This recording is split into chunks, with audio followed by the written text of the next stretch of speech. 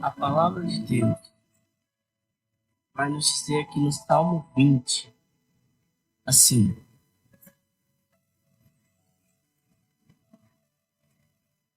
muitos confiam em carros e outros em cavalos, mas nós confiamos no nome do Senhor nosso Deus. Verso 1. Eles vacilam e caem, mas nós nos erguemos e estamos firmes. As pessoas têm confiado hoje em dia em muita coisa, em muitos planos, em coisas na universidade, em conhecimentos que elas adquirem, elas são levadas assim a confiar. E assim, nos tempos da Bíblia, na época em que esse salmo foi escrito, da mesma forma alguém tinha uma percepção que se um país fosse numeroso, em exército, em cavalos, em carro, a batalha já estava ganha. Alguém acreditava que, nossa, que exército numeroso, e esse exército vai vencer qualquer nação que ele enfrentar. Assim também as pessoas pensam no dia de hoje, da mesma forma, do mesmo jeito. Confiam em carros, outros em cavalos. E os carros que essas pessoas confiavam na época deste salmo eram os carros que se usavam também nas batalhas. Mas o salmista também fala o que acontece com essas pessoas que confiam assim. E no verso 8 vai dizer: elas vacilam e caem, mas nós nos erguemos e estamos firmes. Por que estamos firmes? Porque nós confiamos em Deus.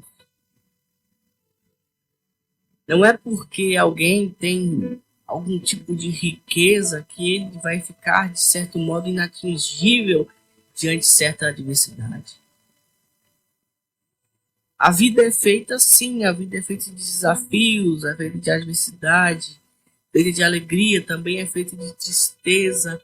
Mas em tudo isso nós somos mais do que vencedores por aquele que nos amou e nos constituiu servos. Sim, este que nos amou é Jesus. Então, algumas pessoas seguem assim, enganando a si mesmas, confiando que o seu braço vai poder dar algum tipo de salvação. A Bíblia já falava sobre isso. Não venhamos achar que em nós há alguma força, algo bom, algo que seja aprazível, mas que esse algo em nós que é bom, que é aprazível, seja Cristo. Tudo isso que a gente vive hoje é muito bom, a gente está na tecnologia, a gente vive essa vida movimentada, mas isso não é tudo. Bens materiais não são tudo. Diplomas de universidade não são tudo. Tudo é estar conosco. Sim, nós precisamos crescer, nós precisamos aprender, nós precisamos evoluir. É preciso subir nas carreiras a qual é nos proposta. Carreira essa que a gente escolhe profissionalmente. Carreira essa que a gente escolhe para nossa vida, porque a gente gosta de algo. Mas não vamos fazer que isso vire o nosso braço forte, a nossa força, tudo que nós temos, E, de certo modo, a gente fica enganando o nosso próprio coração, achando que isso vai nos tornar inatingíveis. Quando, na verdade, nós estaremos num lugar seguro, é debaixo das asas do Altíssimo.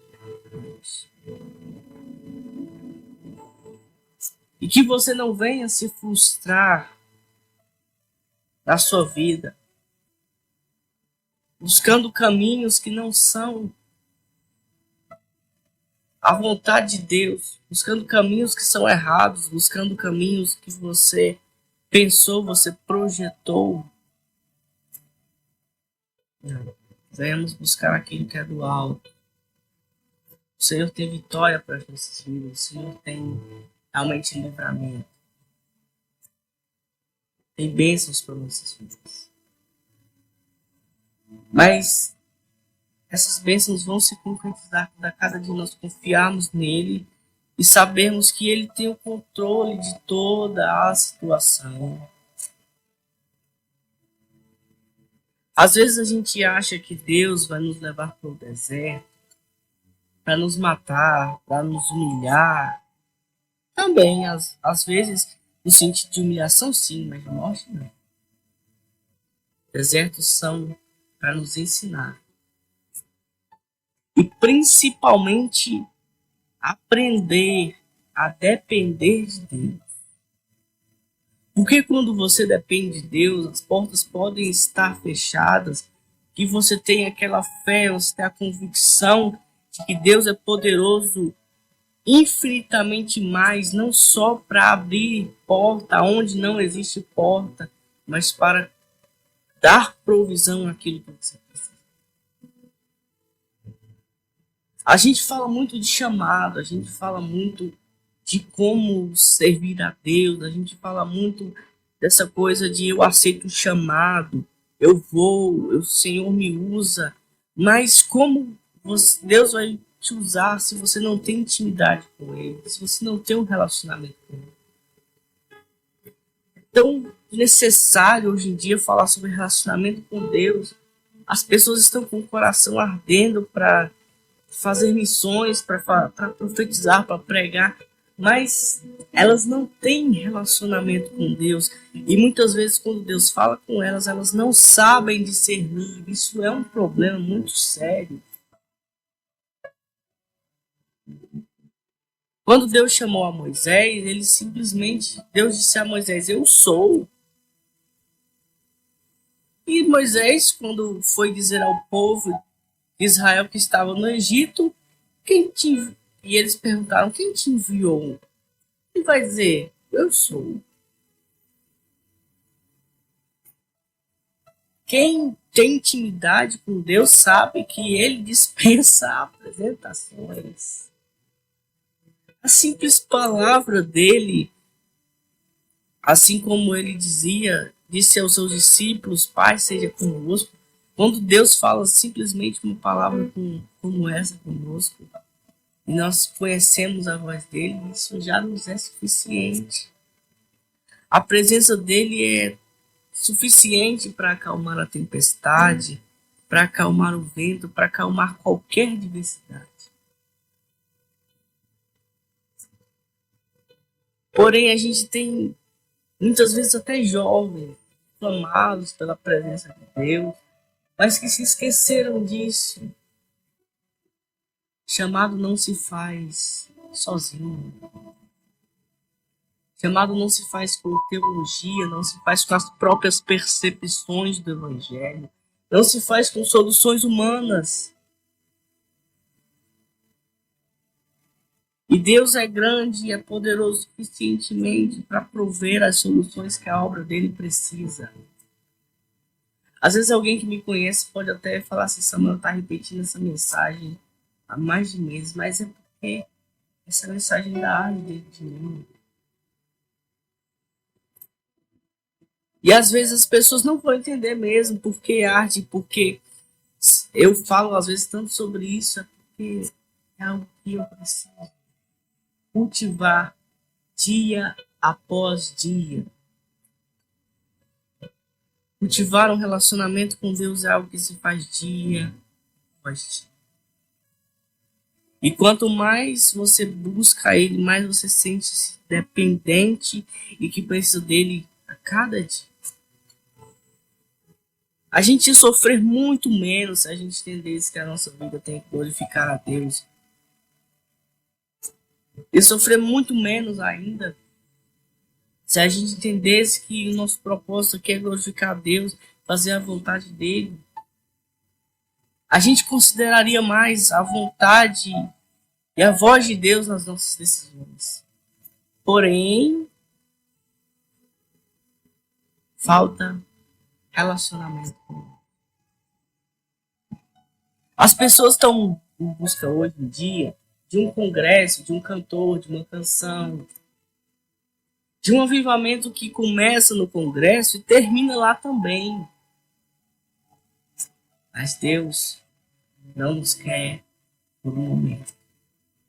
Ele nos quer por uma eternidade. E quanto mais a gente entender isso, melhor a gente vai viver.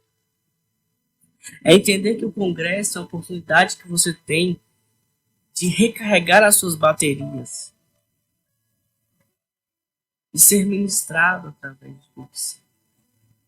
Entender que orando é que você vai conhecer realmente o Senhor. É lendo a palavra. Às vezes as pessoas leem a Bíblia e falam, eu não entendo nada. É porque você nunca pediu para que o autor abra o seu coração. Isso é entendimento.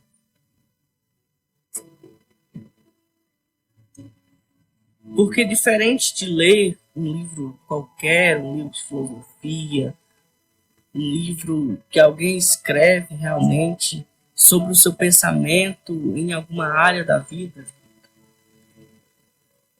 em que você às vezes tem que ler e reler várias vezes. A Bíblia é um livro em que o próprio autor fala ao seu coração.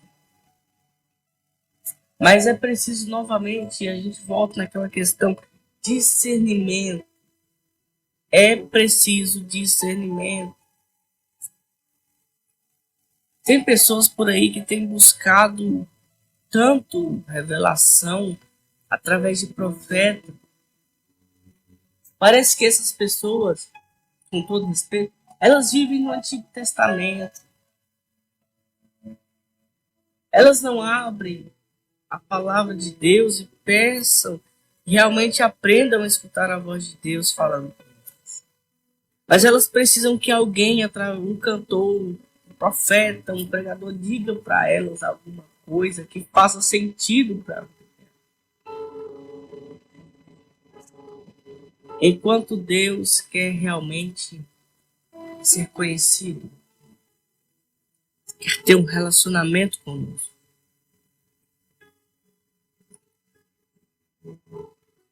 E é por isso que às vezes as pessoas vivem esse avivamento, que está uma bênção na vigília, está uma bênção no culto, está uma bênção no departamento, e daqui a pouco apagou, retrocede, volta para trás. É porque não entenderam ainda que a vida cristã tem que ser pautada no relacionamento com Deus. Quem conhece a voz de Deus sabe quando ele fala e o que ele fala. Como a nossa geração, às vezes, nós jovens, temos nos perdido nas decisões a qual vem para que tomamos, porque nós não consultamos a Deus. E aí todo o processo, todo o período da nossa existência, a gente sofre porque não teve um discernimento, não escutou a direção.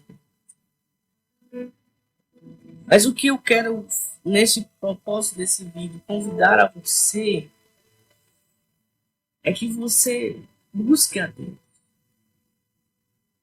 Não porque alguém queria que você faça isso, mas busca Ele na oração. Ele vai se revelar para você. E se o seu coração for sincero, Ele vai continuar com você e continuar revelando mais e mais. Mas não pensa em fazer o ID, em exercer chamado, sem que antes você tenha escutado dele. O apóstolo Paulo, lá em Coríntios 11, vai dizer à igreja de Corinto, bem assim: porque eu recebi do Senhor o que também vos ensino. Às vezes você quer ser usado por Deus para abençoar vidas, mas como você vai ensinar aquilo que você não recebeu?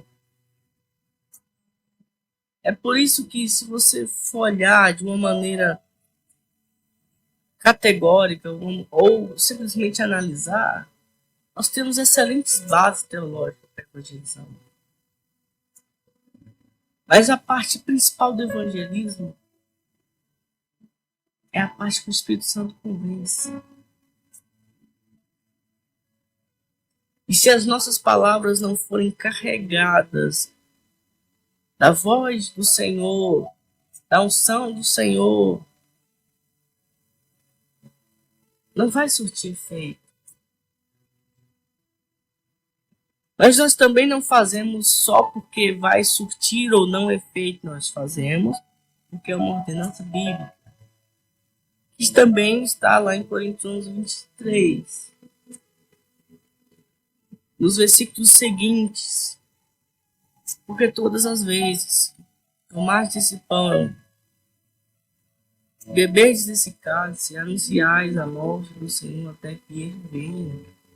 Esse versículo também não pode ser um versículo avulso nas nossas vidas. Essa autoanálise que nós tanto falamos no culto de ceia, não é só no culto de ceia, não. É aquela consciência: será que eu estou agradando a Deus nas minhas ações, nas minhas atitudes, naquilo que eu tenho feito dia a dia?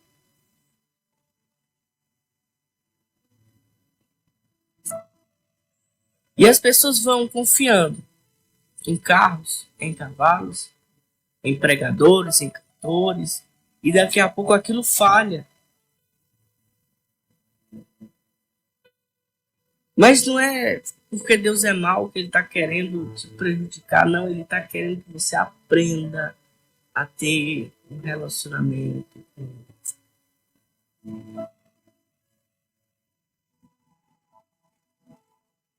E aí as pessoas vão sendo levadas nesse emocionalismo.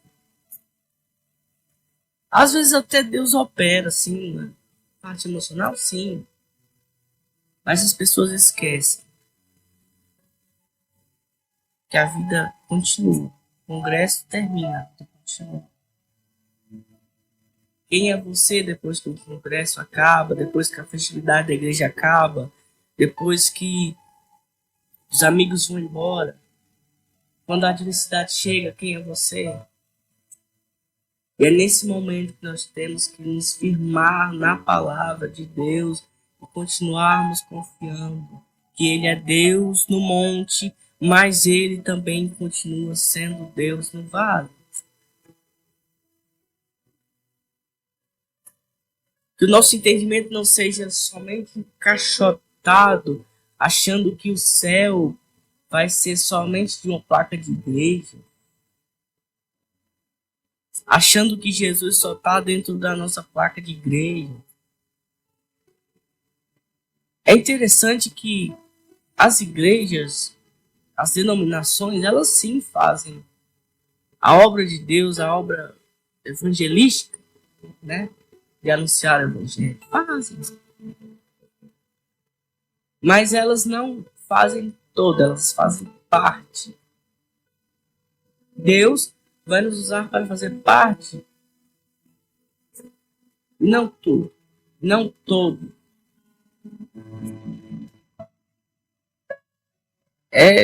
Chega a soar até absurdo que alguém no dia de hoje pregue que quem saiu da igreja dele ou dela é caído, é filho de não sei quem. chega assim a ser complicado essa ideia. Porque lá no céu nós não teremos placas de igreja. E hoje os nossos dons, o ministério que a gente exerce na igreja, seja cantando, seja pregando, pode ser comparado com os andames que alguém usa para construir um edifício. Eles são parte, mas quando o plano maior for concretizado, não vai ser mais necessário.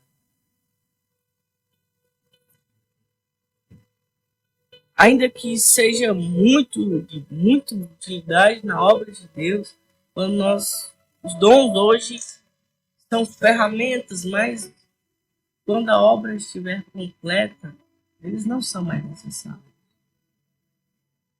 Hoje eu toco, sou instrumentista, sou músico, mas no céu eu só vou adorar. Não tocando, mas adorar ao Senhor.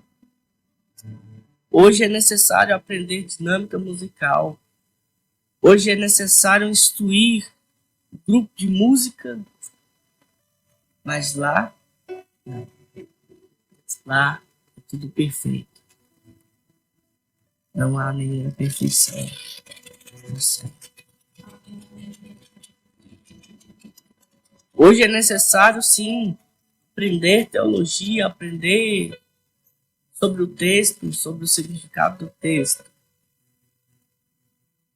Mas vai ser mais um dia nós estaremos com aquele que falou a palavra, aquele que é a palavra. Não venhamos esquecer que esta realidade, tudo isso é transitório, passa. Mas o céu é uma eternidade. O céu é uma realidade. Nós precisamos entender neste instante. Nós não vamos ficar para semente. Há um propósito, há uma promessa maior da parte de Deus sobre as nossas vidas. E não venhamos fazer com essas pessoas que assim o salmista descreve no Salmo 20, verso 7. Alguns confiam em carros, outros em cavalos, mas nós confiamos no nome do Senhor, no nosso Deus. Pessoas confiam nessas coisas aí, elas vacilam, elas caem. Mas aquele confia no Senhor, ele é como a árvore plantada ao ribeiro. Ele é como a casa edificada sobre a rocha. Ele é como a candeia que não se coloca debaixo da cama, mas se coloca no velador para se iluminar todo o ambiente. Assim somos nós. E que a cada dia o Senhor possa plantar no teu coração, no meu coração,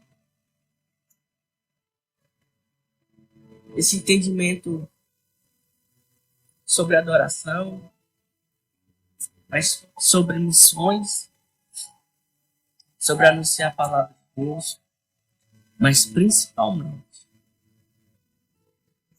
essa visão de relacionamento.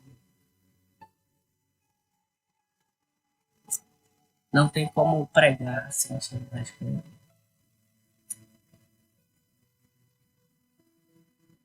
Assim como ele disse a Ezequiel,